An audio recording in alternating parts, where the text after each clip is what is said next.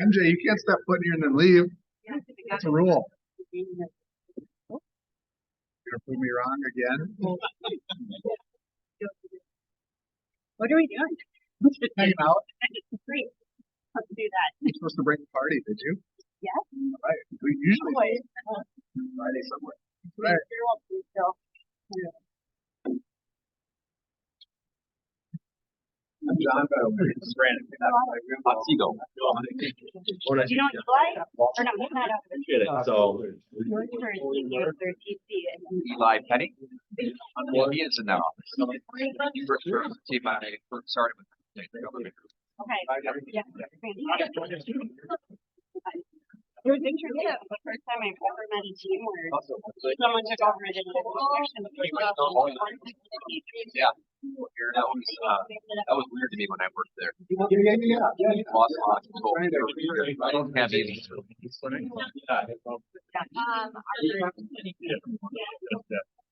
all Yeah. Nervous chopping. Yeah. I wanted to try to over my coffee. Therefore, one wanted to You're permanent, but I don't know. no.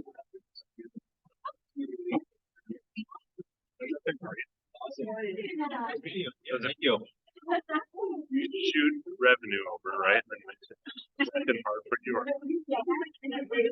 Everything runs over. Literally. A lot of the things they put all their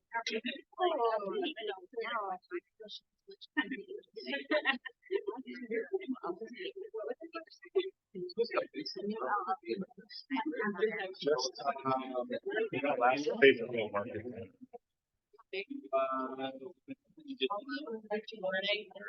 I saw the email, but I was with and I saw it, so I think that's good. That's all with the report.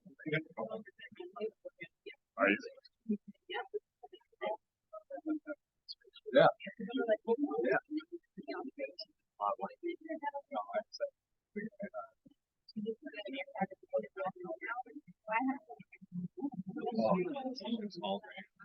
Oh, that's all right. They do the All right. Out of respect for folks' time, it is 11:01, so I would love to get started here. Thanks for being here in person, and for those of you online, thanks for being a part of this as well. And as usual, this will be recorded for people to see. So, so speak up, speak well, and let's have some fun here today. For those of you who don't know me, my name is John Lademore. I am the team leader here at the Keller Williams in Edina. But none of you are here to hear what I have to say. It's all about these folks up here. So we're going to talk a little bit more today about really investment into your business. Oftentimes we look at things as costs as opposed to investments into our business. So we're going to break down just a few different things that these folks focus on and that have the biggest return for what they want to do for their business. So if you guys could just give a brief statement about who you are, how long you've been in the industry, and then give us a breakdown of kind of what you have as far as a team structure or help around your business. I'll go first. My name is Joe Clements. I am out of the Elk River Otsego office. I have been a full-time agent since about 2018, so 6 years or so. I'm a solo agent now. I have worked on 2 teams in the past, and I kind of collectively made a decision about a year and a half ago to go on my own as my family grew. So I don't have anybody technically underneath me, but this past year I've recruited 5 agents to start to get their license with Keller Williams. And ultimately my goal will be probably in the next calendar year to create a group for a team. That's kind of my plan. So right now it's just me. It's you. It's me. You raised the jet. My name is Lindsay Ronning. I'm out of the Edina KW. My chair keeps turning right. So sorry. But I hold on. I've been selling, I think this is my 6th year selling full-time as an agent. It's my 24th year in real estate. I worked for an agent and then I worked for and with a team and then decided to start selling on my own. I have Maria Mahold, who runs the full executive admin position of our team. Even as a solo agent, I've called myself Team Penny. Chad, and Chad is not a agent. He is our pre-list preparation consultant. So he helps get listings ready to come on the market and communicates a lot with our clients, which is great. Chad is a huge part of our team, but you never see him here. He's always out at houses and with people. And yeah, so Team Penny was this made up person, which was me, and then me, now Maria and Chad. And Mark Johnson helped last year with some moments where we needed to be in multiple places at once. Does that cover all the questions? Yeah, absolutely. Yep. I cannot handle it. Should we trade chairs? That'd be helpful. I would love to just stand in a power stance like Wonder Woman. Like Wonder Woman. Sure. Might be helpful. I should have checked the turning. Yep, I hear you. My name's Bethany. I am out of the Keller Williams Lake Minnetonka office, and I have been licensed and with Keller since 2011. We now have a group, and there is myself, 2 operations staff that are in-house, and then we have 4 additional agents. We're onboarding a 5th right now. Last year we did about 1.1 million in revenue, and this year we're projected to be around 1.7.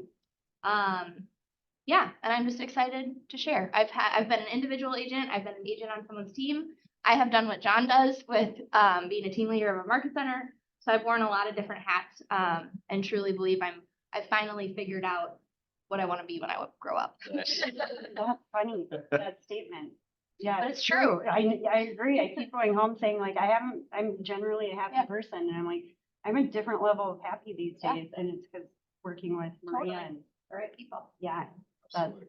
Really cool. This, to give some context, I want to ask the next question because it isn't necessarily tied to this, but what does your business breakdown look like as far as like where your transactions come through in the business? This will give us an idea of like where they focus on and how that helps, like how you generate your business.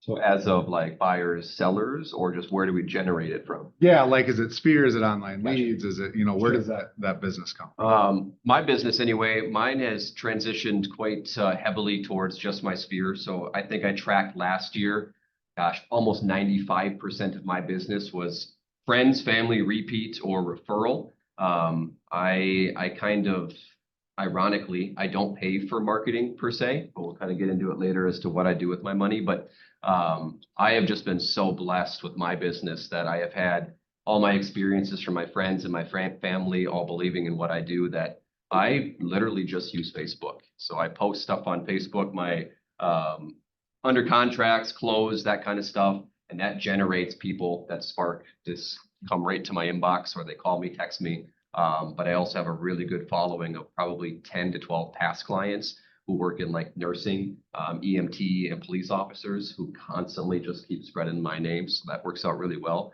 It's honestly something I never dreamed of personally for my business to work that well, and it's free.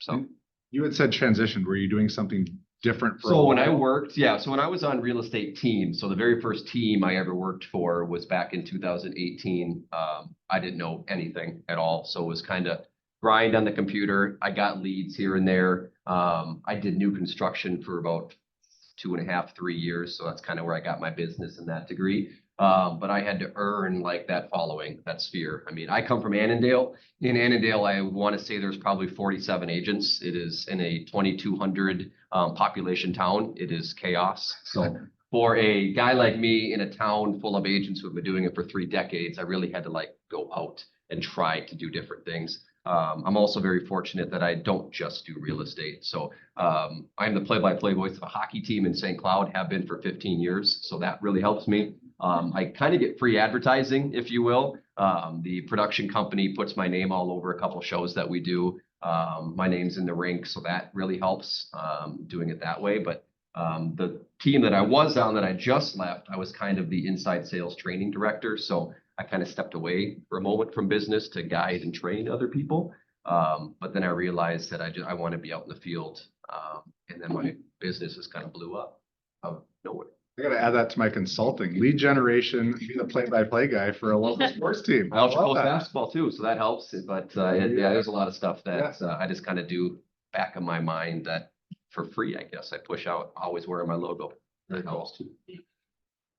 I'd say ours is same but different, where the majority of our business comes from past clients, referrals, and within the community of people we stay engaged with, which would be instead of hockey, previously yoga, dance, and my daughter's school. And I'm not even kidding. What was the first question? Question that we're on. Yeah. Where your business is coming from. Yeah, definitely referral based, and also incredibly grateful to work with a group of people that thankfully want to share a number with everyone they meet, or go out of their way if someone even hints at housing to share contact info.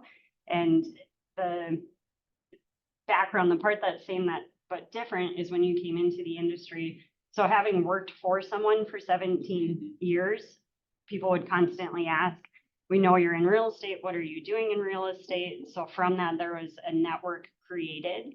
And at the same time, I taught yoga while working full-time in real estate. And people would constantly come into the studio and ask, what do you do in real estate? And I would not talk about it at the studio because it didn't seem appropriate. And from that, I'd say, if you would like to talk, then we would get coffee. But that developed a network so that when I did come out as selling full time, the biggest thing was just getting people to realize that even though I didn't talk about what I did, and I often joked that my eyeballs were bleeding from the pace we were running at, that I wasn't a stay-at-home mom. No disrespect at all. That's harder than what we do. And not just teaching yoga part-time. So it was more so, how do I identify that I am the agent selling without losing that personal relationship within the community?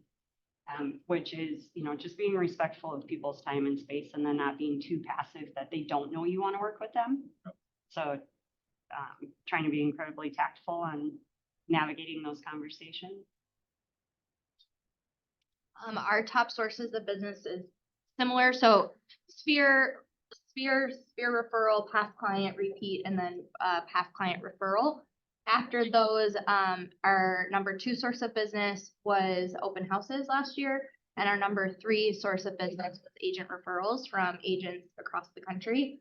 So last year we spent $75,000 on sending referral fees back out from the amount of referrals that came in. So it was a pretty substantial amount of business for us last year. Very cool. I'd love to learn more about that, having come from a brokerage where we tapped into just one relo company, and we still have stuff we're doing with them even while here. Yeah. But I don't use Facebook. I haven't logged in for years, and would love to know, how can I introduce our clients to people? in Lindsay's other taking states? over your panel. That's perfect. I love it. This is a conversation, right? This is what it's all about. We'll get into that shortly, because that'll be a piece of what you have. Tell me a little bit about when you hear this word reinvesting money back into our business, it should just be investing, but we wanted to make the point that we're reinvesting money into the business that we got from the business, right? What does that really mean to you guys?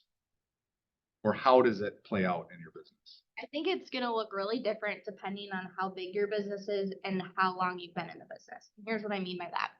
At the beginning, I truly believe you can be successful in real estate and it costs you less than $5,000 a year. We've added it up, and like the cost for an agent when they get their license and your MAR dues, your super E-key, all that stuff is less than $4,000. And so what I see a lot of people do is actually they do it the wrong way, where they just start throwing all their commission thinking it's going to make them more money. And the reality is that if you go broke and you need a job, you're done. Like, you're not going to come back.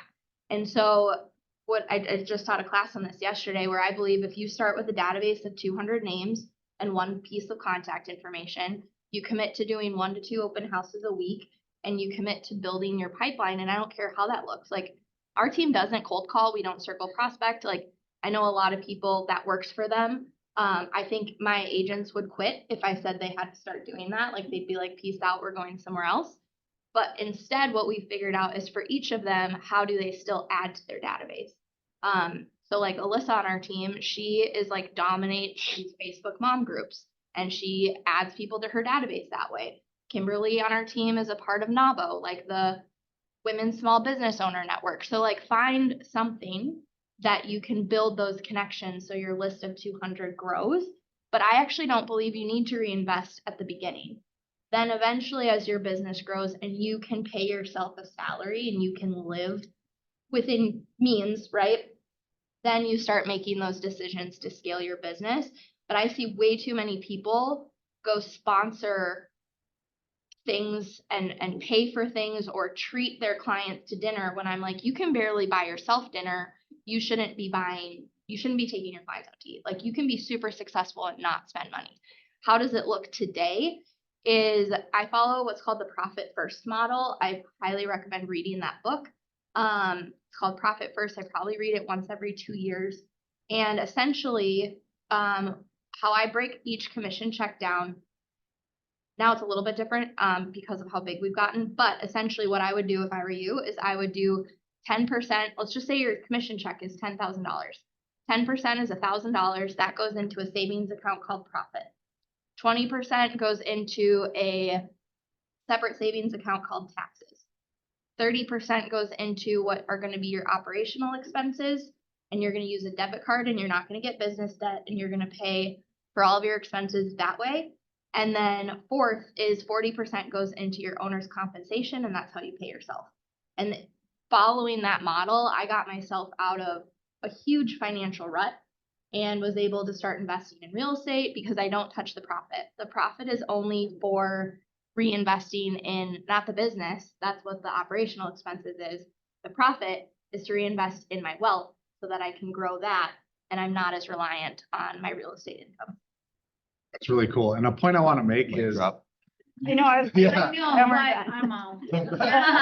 the bucket system, kind of what you're getting at, is super effective, and it doesn't have to be exactly what Bethany's getting at. But the point that's really important is, how do we track what we're doing so that we know at the end of the day, I'm not going to go broke and have to go get another job. Like, when I get that $10,000 commission check, understand it's not a $10,000 check to you, right? It's to fund the business and to make sure things are flowing the right way. So it's important to track and important to know where those things are going. And in the MREA, talking about the budget model is a really big deal. It looks different for teams, as you're saying, versus a solo agent, maybe that Joe's running. That investment might look different. But tracking is a really big piece. Well, at the beginning, maybe you can't, like at the beginning, I couldn't put 10% aside for profit. Right. It was 1%. And that's what I learned from the book is like, if you don't teach yourself to save some of your money and hide it from yourself almost, you'll never be profitable. Because people, what's funny is so I was 22 when I got into the business. And I remember I opened my LLC, and the first time I met with my accountant, and he goes, "Congratulations, your business is profitable." And I'm sitting there going, where's the cash? Because it was profitable on paper, but I had nothing left in the bank account. And so at the beginning, maybe it's only 1% profit, 10% operational expenses, still save your money for the IRS. And then the rest you have to live on, but you can tweak that as you go. So as you were saying all of that, am I supposed to go next? Go ahead. Okay, as you were saying, I'm like, this is fantastic, and enough said. Like, that's a really great. And I'm like, okay, I'm just gonna say I subconsciously do what you're doing from having been raised on understanding the concept of a dollar. Even after properties close and the commission check, I receive it. I never actually tell myself that I've been paid, and I hide money. Yep. And then reinvest it in a way that I personally love making things. I love creating giveaways. I have since I was a little kid. I would make homemade stickers for friends. And then as an adult, I'd make bookmarks, and then I'd move into t-shirts. And so being able to put that into developing a brand that felt good to be able to share things with our clients and trying really hard to not have them be landfill stuff, but actual practical and a reminder of who we are and we're here that stays in front of them constantly because it's useful, like the matches or pocket knife or still stickers you would say. And the other part, so I thought I was like, ooh, that's really good. I don't need to comment on it. But I do want to comment on it because as I appreciate how you've set that up tremendously, huge respect. It's fantastic. And then being like, okay, so if I'm a different personality, where I'll do that with market analysis. Yeah. Like that's where I invest that process. And for anybody who's hasn't hyper focused on identifying exact percentage versus subconscious awareness around spending, then I think they should speak up and say like, oh, I want to get more to the actual of that. But behavior has been just to hide everything and treat like, even when closings happen, like, oh, nothing closed for the year. I don't know why. And I also, with that seems like, it's not from a place of scarcity. It's just in a huge amount of abundance in the industry and within putting in hard work to show up and do that for clients and keep being able to have the conversations and repeat. But still just being kind of cautious, like, oh, the business, even if that's what happened last year and this is what we spent, we treat it like nothing came in and everything was spent. Everything's day one. Yeah. Yeah. Yep. And so I don't know if that helps at all or not, but so again, same but different, and steps to take to potentially get to something that could be more systematized, where Maria could take all our commission checks and put them right into the accounts they need to be in versus me just moving them immediately into my tax file. Yeah. Mine, I mean, I think you nailed it. I don't think anybody else needed to say another word. Like you perfected it. My business, the way I looked at it, I kind of went down a kind of a dirt road that I shouldn't have, probably way back when. I got into real estate way too fast. Nobody ever told me, hey, Joe, don't quit your day job. Real estate is not going to work right away. Nobody told me that. So I kind of went through it the hard way, like when I got my license. So now when I bring agents into this business, I teach them, do not spend $5,000 immediately on swag, on hats, on shirts, on signs, on all this stuff. Like you need your bare essentials, get your business cards, maybe some stickers for your vehicle, stuff like that, which I didn't learn back then. I did all that stuff and kind of put myself into a deep, dark hole and then worked my way out of it. After my first real estate team, I kind of took a step back and I didn't do any investing. I didn't reinvest a single penny, almost literally into my business. I had to like rebuild my brand, rebuild everything. So I said I've been in this business since 2018. Just last year, so year 6, year 7, I finally created my first logo. Like it took me that long to like figure out where should I be putting all my money. I branded my brand new sign, something I've never done before. I've always used just our generic KW signs because I got 5 when I became an agent here, right? So I never once thought, Joe, you're never going to have 5 listings at once. Then I had 8 and I'm like, crap. Now you need signs, right? And it's the middle of winter. So the big 6-foot ones in the ground, they don't work in the winter. So you got to like think about stuff like that. So I did kind of what you said. I started putting money aside. So financial warriors out there are going to hate when I say this out loud, but I do not track my money at all. I get a commission check, it goes into an account and it sits there and I move money down when I need to. That way I don't lose any spending. It's just there. It pays for all of my stuff. So all my KW monthly stuff, Supra, all that comes right out of that account. I never pay attention to it until a tax man says, hey, it's time to cry, right? It's time to go. It's time to figure out where all your money is and where it went.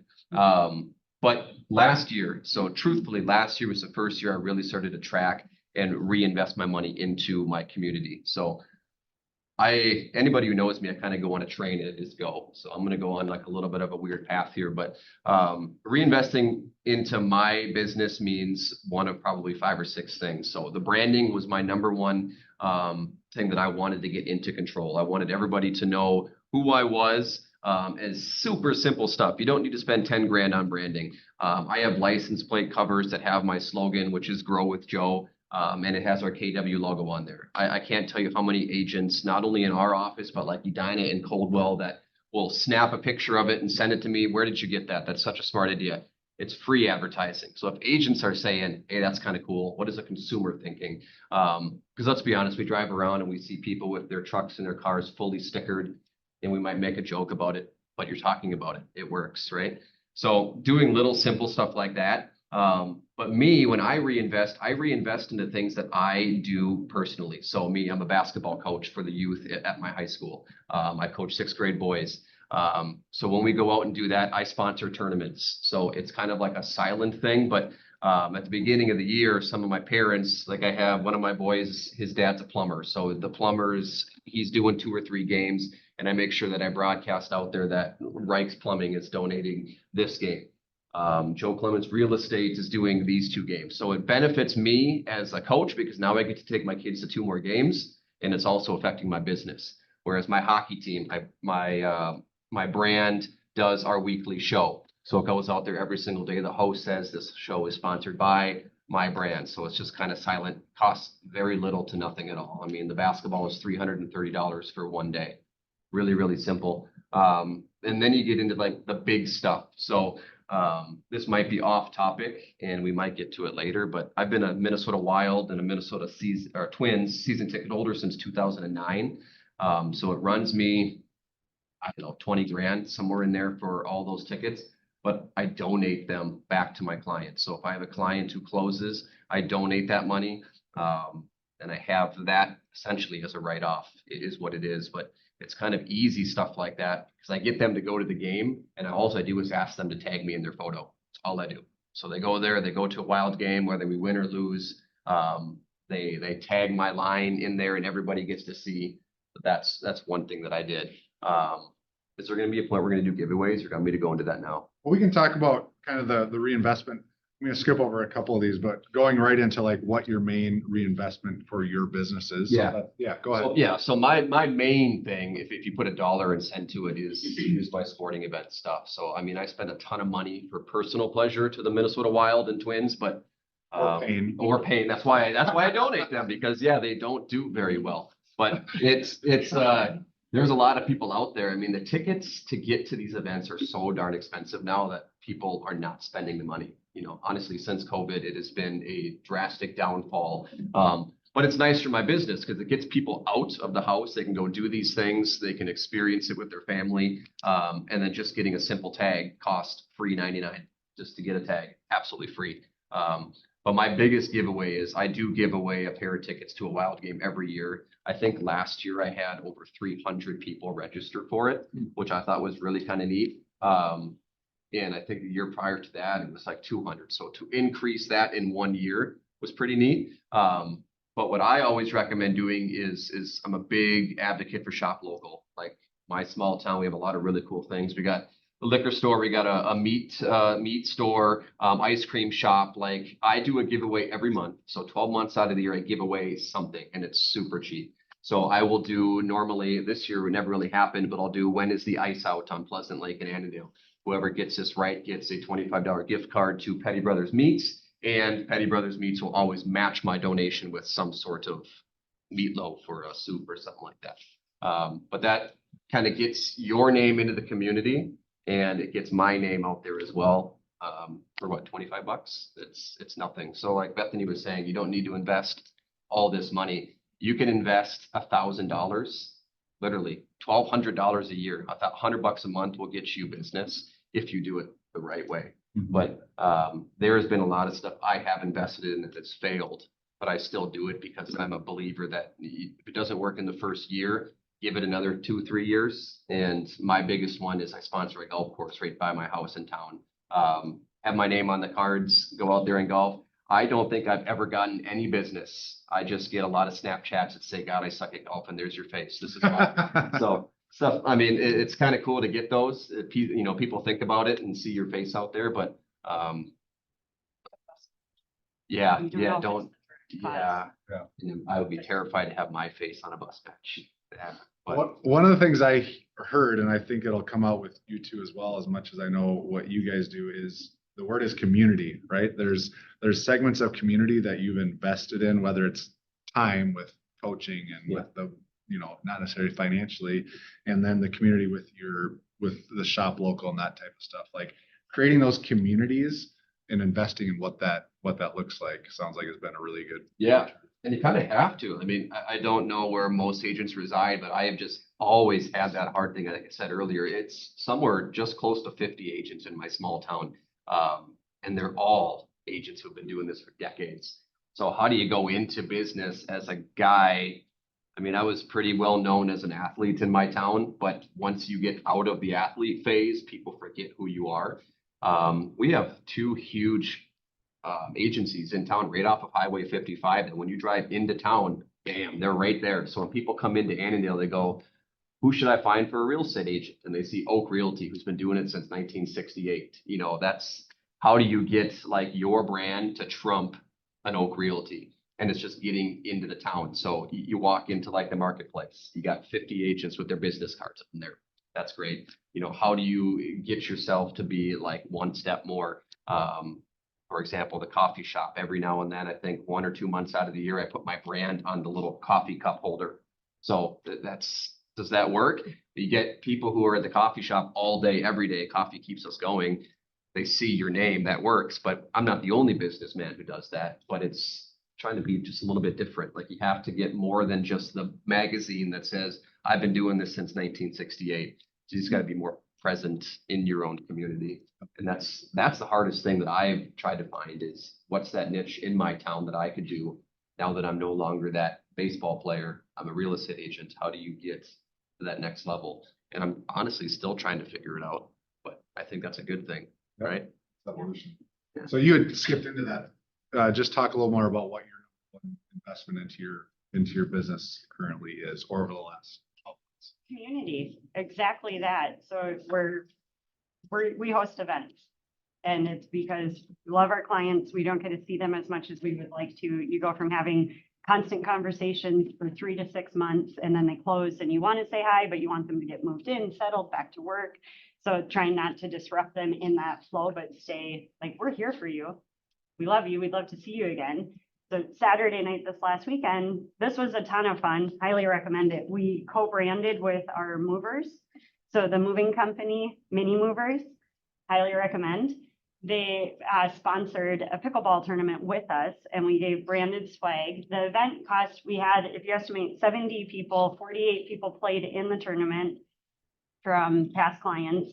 And then we had an after party that a client generously hosted and rented an entire restaurant on our behalf and served food and had live music, live dancers for an Irish theme. And that he's a repeat client who again introduces us to everyone that he can. So the combination of the two, it was the first time when hosting an event that we talked to the movers and said, would you like to go in on this? And they covered not half because we didn't want them to cover half. We wanted to host it and have them sponsor it. And so they pitched in and we averaged, it was about $17 a person to spend from 4:30 to 10 o'clock at night with fun conversations. Like, I was like, who are we to think we should host a competition for our clients to play each other? But in the spirit of fun and health and wellness, and we know a number of the people, I don't play pickleball. I have played pickleball and I think it's a ton of fun, but it's not like that's a community I'm involved in. But I know that our clients do at the local courts here and they see each other and their personality and like your vibe attracts your tribe. They get along the moment you introduce them and become fast friends. So next month, we're hosting a menopause podcast in my living room, interviewing a good girlfriend who also goes out of her way to share her name with everyone. With Jen Briggs. Jen Briggs is going to host she's going to be the interviewer.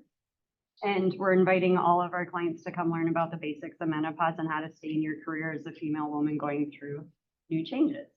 So that one will be it'll be so inexpensive. And part of we open our door at our house to invite our clients over. The tagline they use is that you invite us into your home, please come visit us at ours.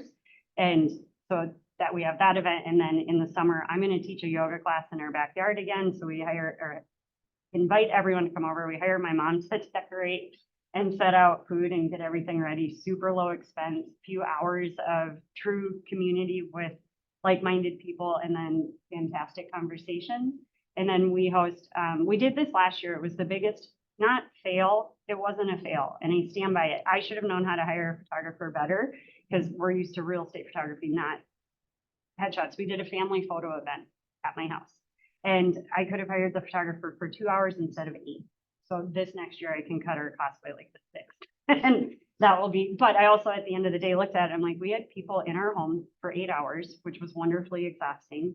And it was essentially like taking them out to dinner. We gave them a keepsake family photo. Everybody got dressed up and had their kids and people and friends together. And we sat and talked while they were waiting for their picture. So while we could do that in 2 hours instead of 8, it was such good time to sit and not be rushed. So that was one where it's like, okay, here's the notes of how we could trim the cost on that. And again, still inexpensive for We're not hiring a venue. It's easy for people to get to our house. They don't have to deal with parking. I write off things. I should be careful. I write off like window washing. I treat our house like a listing and I say, come on in. This is how like we ask you to get your home spotless and minimalized and clean. So I do the same thing before the events, which I would do no matter what. So I kind of double dip on that, I guess. And then the Walker Art Center for British Arrows, we'll bring that back. We did that 2 years prior to COVID. So much fun. We rented a theater, $10 a ticket, hosted open bar for 2 hours before the show. People got dressed up, came out and got to watch the arrows, which are, they're fantastic. But that also speaks to our community where you're thinking, how do you tap back into the baseball friends and family that you know? And this is crazy. I'm going to say it here because it'll make me put my foot that much further into the door. On Friday, I'm talking to Lifetime about teaching yoga again, which I haven't done for 5 years. And I am so excited. It's life-changing. I wouldn't do it without Maria. And it is a organic relationship building opportunity. It's a place I want to be for health and wellness. And then it's direct conversations with the majority of people who we work with. So that's to find out more about it. I was like, do I need to take on teaching yoga again, like a hole in the head? What am I thinking? And I'm like, it's the thing that gives back. Like anything you do where you invest your time and your energy and your money, is it going to take away more than it gives in return? So it's constant change, it's constant balance. COVID disrupted so much of community building. So to be able to get back where we can be together is great. And I won't comment more on that, but yeah, so I think the biggest thing, when I came here from our last broker, we didn't have a lot of ability there to identify your own brand. Every time I did, seriously, Nick Kozel would call and be like, you can't use that color in your branding. That's not our thing. And I'm like, Sorry. sorry. And yes, please, Kenny. So when we came here doing signs, Jake Flores kept saying, get your for sale sign, get your for sale sign. Talking about, and then I looked at it, I was like, it's a blank screen. I didn't even, I mean, I guess you could use the branded ones, but Yep. it didn't even, I mean, I saw them, but I didn't see them. Yes.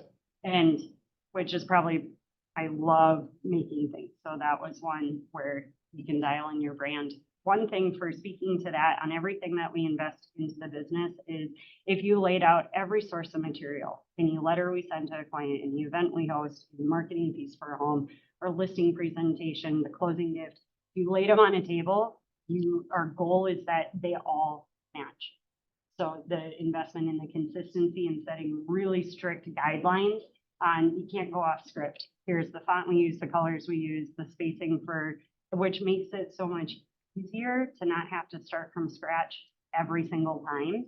But with the investing in the design of it, what did Chad say? He said, when we were putting together our email campaign, it was sent as the new perfect because we were trying to rebrand.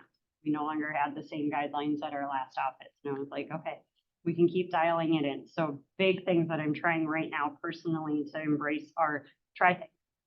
Like seriously be curious, try different things, setting some sort of parameter so that you have consistency to the vibe that you're trying to create, but then see what works. And when you do something like the first thing after our event from the weekend, we got into the office and sat down and took our notes.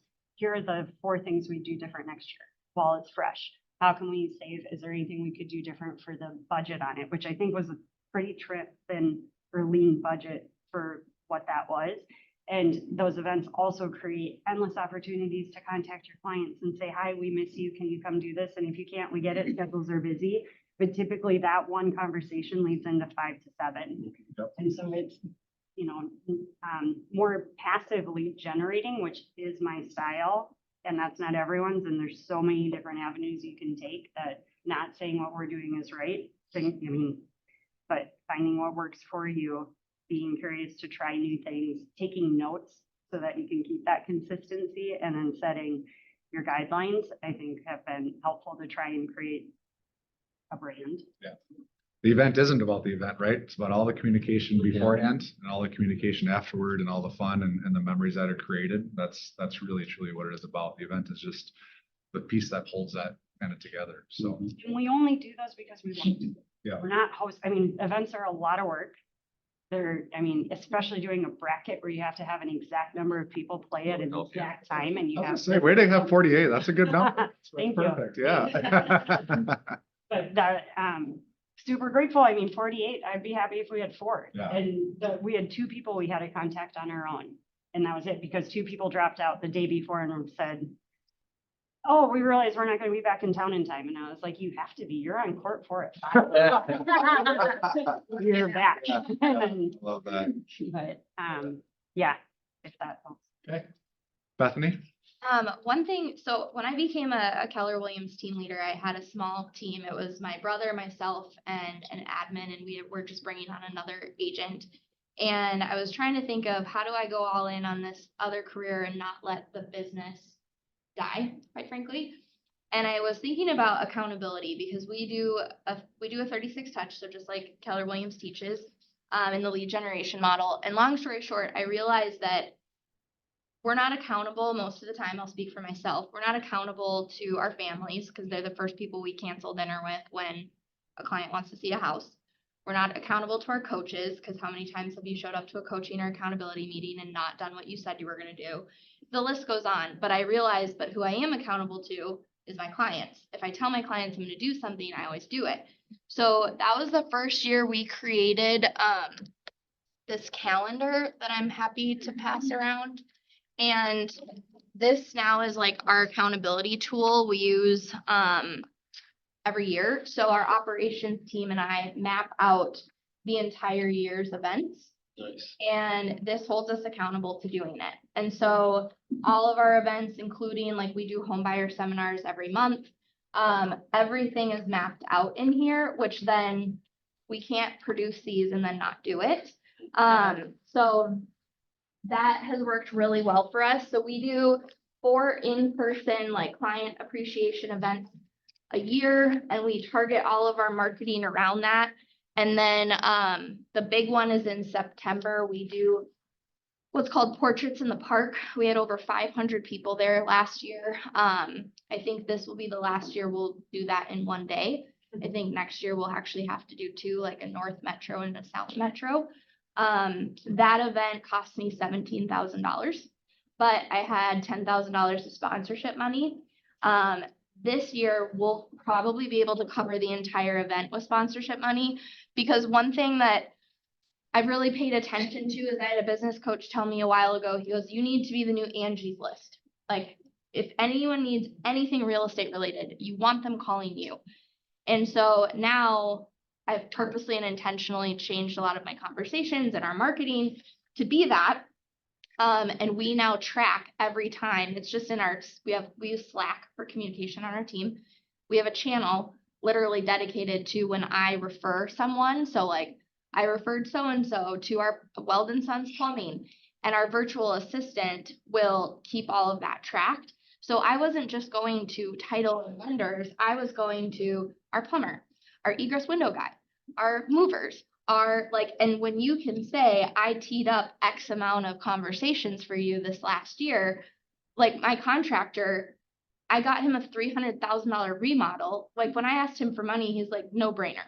Right. So this year I feel like we'll be able to actually get, the event will probably cost us more because every year it grows.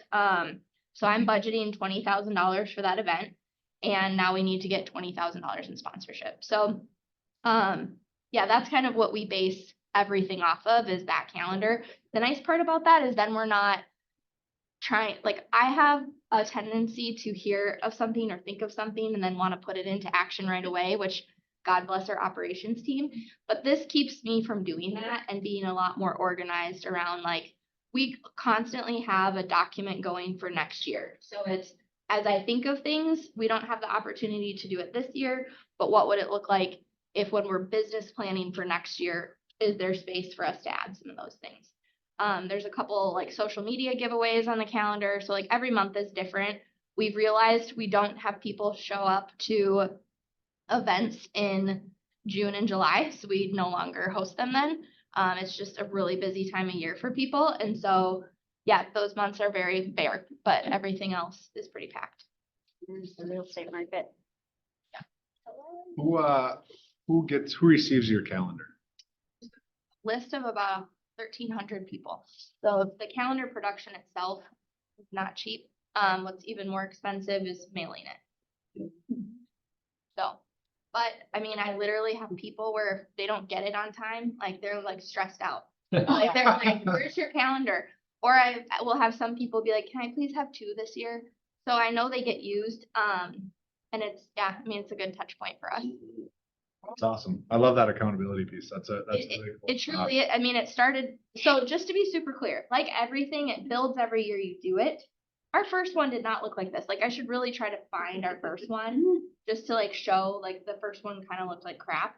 But now like our ops team just makes the images in Canva. Like they're not, we used to have artists like donate stuff and it just, that became too big of a project. So they make it themselves.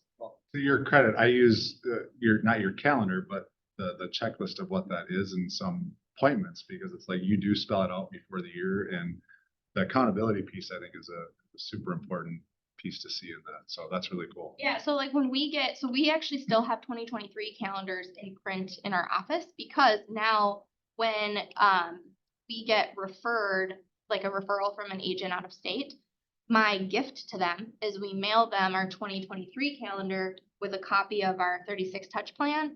And like, I think that's better than sending them a box of brownies that are stale. You know what I mean? Like people like send you crap like that all the time. And it's like, I don't know if they're gluten free or not, but this is an item of value that hopefully will help them grow their business. Has it ever rained, or No. I like Knock on wood. swear Knock on wood, Bethany. with Mother Nature? God just like favors that day for us. There was one year slightly sprinkled. We actually still even did the event during the pandemic. What we did that year is we just did social distance photos and we had Pizza Luce individual pizzas for people and made basically their own like they got a branded Bethany Nelson Group blanket and like basically a picnic basket to go have their pizza on their own. I know we don't have a ton of time left, so I want to make sure I'm sure you have all kinds of questions. So let's pivot a little bit to some questions from everyone here. Go ahead, Julie. Bethany, have you ever been sick for any of those events? Not able to go? No, we won't let you. I- Just kidding. I actually currently have an illness and I have some heart issues. And what I've learned is I do try to structure time off before and after certain events. The after is recovery moment. I taught a class yesterday and I was absolutely exhausted after. It was Like, fabulous. Thank you. I think you have to learn your body. I take a lot of supplements and yeah, I don't get sick often, but I've learned how to listen to my body if I can't do something. So I saw on your calendar, it said VIP events. What are those? If this were not being recorded, I would share a lot more with you. Maybe the camera goes. And there's a broker in the room, my broker. So here's, you are not allowed to pay people or give people things for giving you a referral. I've heard you say this before, Beth. I believe in being grateful for introductions. Absolutely. So that is being grateful for introductions. And you determine at a later point and got it. Yeah. And do the Nothing is logistics. put in writing that communicates that. Yeah. I make it very clear at the event. And yeah, So everyone who gets this is a VIP? nope, there's specific events in there. And then your question is exactly what other people then ask. They're like, oh, I didn't get a VIP event ticket. And it's like, oh, well, this is how you get one. Yeah. Again, none of that is in writing. Our VIP event we just had, we hired a murder mystery company and they it was awesome. And it cost the murder mystery company for 2 actors cost $1,000. And yeah, people love it. So I've just doubled down, to be honest, guys. I've figured out every year, like I'm not kidding, it's a 2-day thing that my operations team and I do. And we look at every single transaction and where it came from. And we figure out how do we double down on those things. I used to be a shiny object person. I am not anymore. Like I am so dialed. I review our P&L with our operations team every month. We look through every line item. We've cut expenses so lean now to be profitable. Like as our goal is to run over a 30% profit margin. And just to be clear, that's with me paying myself 50% of my own transactions and only 50% of my commission going into the business. I used to run it where 100% of my commission went top line revenue. I no longer do that. So the business has to be really accountable. And I just look at what's working and anything that's not, we're cutting. Like my ops team is basically like, just don't cut Canva, right? Like, we've cut so many things. They're like, this is the one thing we want. And it costs like $13 a month or something, but No, family reunion, there was a discount code for Canva. oh, I was not there. My brother's wedding was that week, but yeah. What other questions do you guys have? Okay, so on your calendar, it looks like you do like a reverse bold 100 on there, like the $600 Delta card giveaway. So, Yeah, that's cool, right? We got cameras and we're not saying it's for anything. They're just. people call you. Yeah. Yep. Mhm. So you just have it in there. How do you also communicate it to your sphere or Oh, your yeah. data bank? Every single thing in there is a marketing plan built around every event, even down to, so like, I don't remember if it's January or February. And these are things where, again, I want to go back to like, there's stuff in there that you can do for free.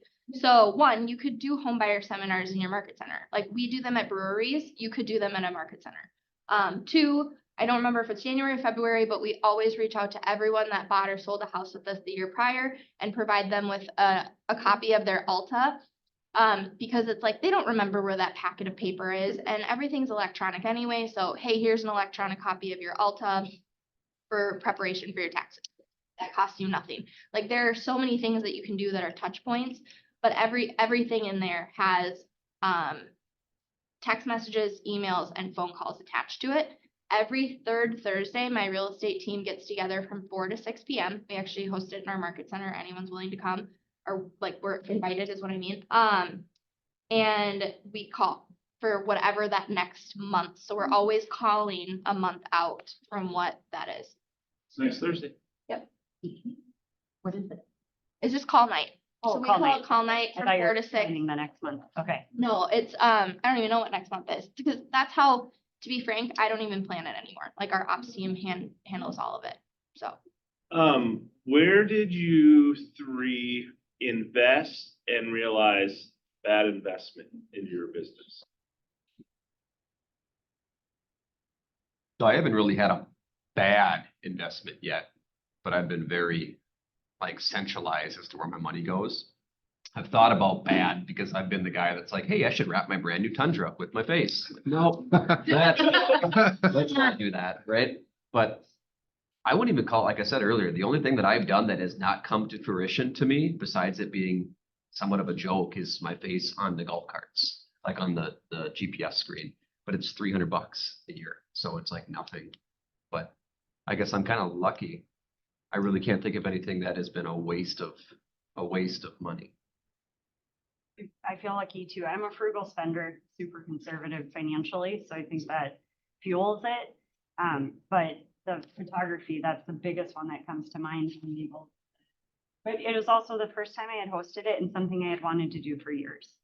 So it was this thing out there. I'm like, oh, I wanted to have this for our family. I never take pictures with my kid. And now, okay, our friends and family would feel the same, or clients. So that would be one, and thankful that I haven't gone down that path either. I have an idea. I worked on a team, and the initial of developing a website, I was not in on this expense, but realized that the company that was hired to do it overpromised what they could provide, but that team still had to pay the bill, and then found out that another company could do it for 20th.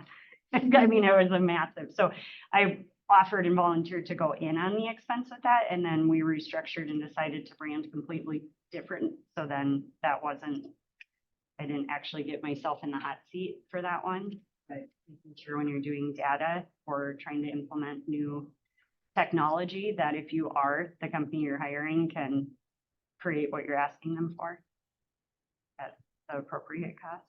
I think what's important on that is like, some people could have viewed that photography piece as maybe like a failure, right? And maybe it wasn't necessarily a failure. right? You just spent too much money in analyzing that and then moving forward. You said it's something you want to do for forever, but never took that step. So that imperfect action is always going to be better than perfecting it on the front end. Take that step, try something, to Joe's point, try something, and then see how to implement maybe better the next time. So Yeah, I love the feedback that you do. Smart. Bethany, I think there's gonna be several. no, from no. you. How did, it's a big cut, sheesh. right? It's true. How did you decide, yeah, this is bad money spending and this is good money I spending? think the key is when you say investment, you have to know your ROI or it's not an investment. Like when people say like, well, I don't know my return on that. I do. I know the return on everything we do because I track it and I know my numbers. Like I know where we're at. Every Monday I get an update from my director of operations on what business came in, what business sold, what business was signed. I know our numbers like that. I constantly even know where we're at for our average sales price.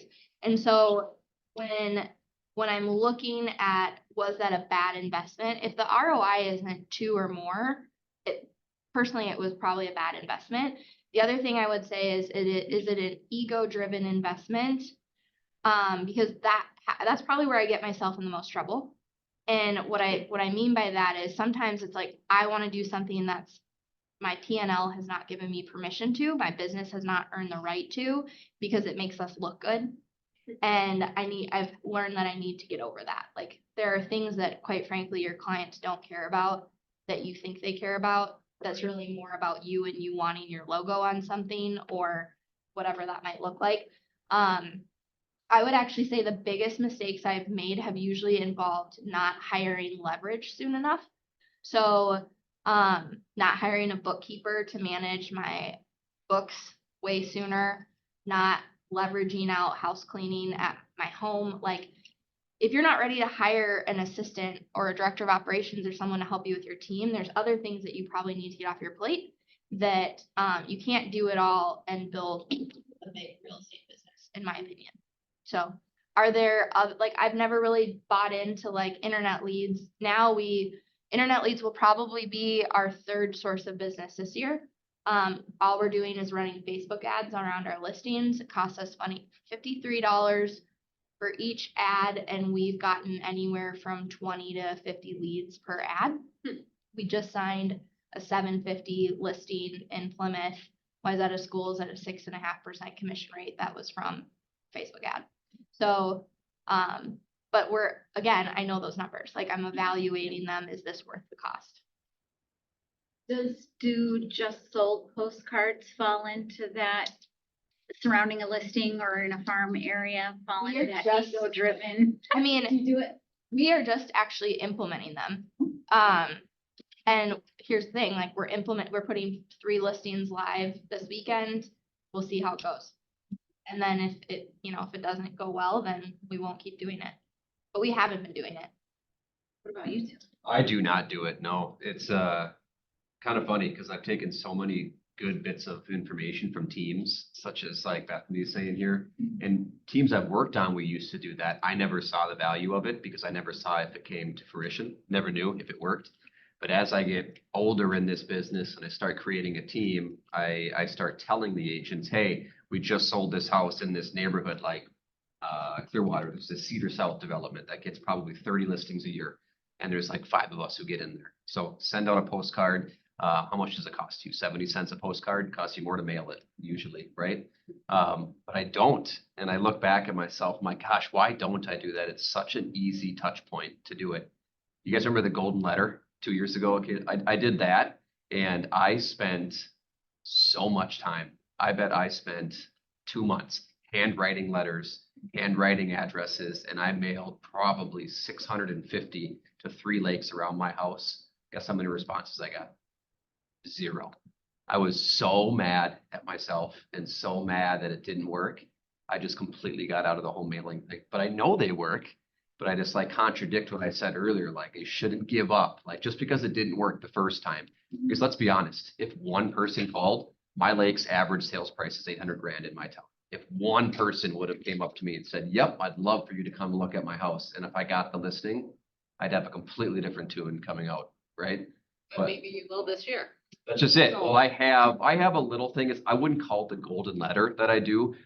Every year around April, when it's nice out and the docks are going in, I do a welcome to the neighborhood type of letter. I do a picture of my family, my dogs, because if I'm out running with my dogs, I want people to recognize that's the dog that barks all day long. That's him, right? And it's me. But I'll do like, hey, my name's Joe. I'm a real estate agent in your neighborhood. I know we know, tons of people, but if you ever need anything, remodeling to title work to a lawyer, all that kind of stuff, like I know two of everybody, and I mail that out. But I also keep a bunch of them in like on me or on my side by side. So if I see somebody out in their yard doing yard work, I will hand them that letter and just say, hey, this is me. And that works. I've gotten 2 deals off of that, not on the lakes, but it works. So just a little cheap, free. You just got to print it. We love the golden letter, but we have someone that we pay $17 an hour to handwrite all day. Oh, nice, yeah. So I would argue like that's another point of like higher leverage sooner. Like find a high school student that doesn't have terrible handwriting Yeah.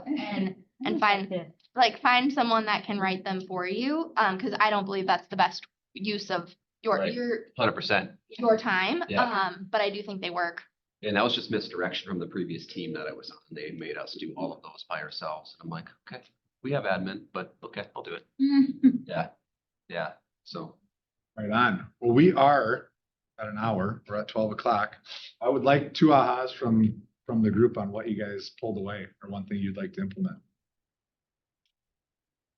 I think Bethany, with doing the calendar, I heard you say before a few years ago, like, we are accountable to our clients. Like, if you look at consistency, and I also, family reunion, they were like, the maths coaches were like, great, you want to do something for, St. Patrick's Day? Half of you already aren't going to do it. Another 4th you tell me you're still going to do it and you're not going to do it. There's 5 people in this room who will get it done, and it's because they planned it already. Is why we share all of our stuff, because like if you want an electronic copy of that, like I'll happily give it to you. Like I share everything with everyone because frankly, I have yet to see someone send me and be like, look at my calendar. And I kid you not, I've probably shared it nationwide now on panels with hundreds, if not 1,000 people, and no one's done it. So I hope somebody does it eventually, but. One more? Love the profit. Yeah. And segmentation of the 10, 20, 30, and 40% parts of your monies. Yeah. Brilliant. I have one account too, where it trickles down from there. That's my high level. For the same number of years in business, we can all grow and do better. You know that using your house is a major tax write-off. Oh, yeah. Yeah. I'm just That's the making thing. sure. I was like, I There's hope she knows that. Exactly. Oh, yeah. And if we're talking about reinvesting, my pipe dream is to buy a rental property our clients can move to so we can list their house for sale with them not living there, or stay for the week with their dog while showings happen. You do. That's where I'm like, Yeah, I own 6 of them and I have one that is specifically made for that reason. So if I need temporary housing, 30, 60, 90 days, yep, I have 3 of them. yeah, I have one as well. And It's just. it's my pipe dream. That's my. Let's thank these guys. I appreciate it. Have a wonderful Thursday. You again. yes, you too. Cheers. Thanks, Kate. Thank you. Sorry for the spinny chair. It's okay. I ended up like. Down the toilet. We're leading with profit too and waiting to get new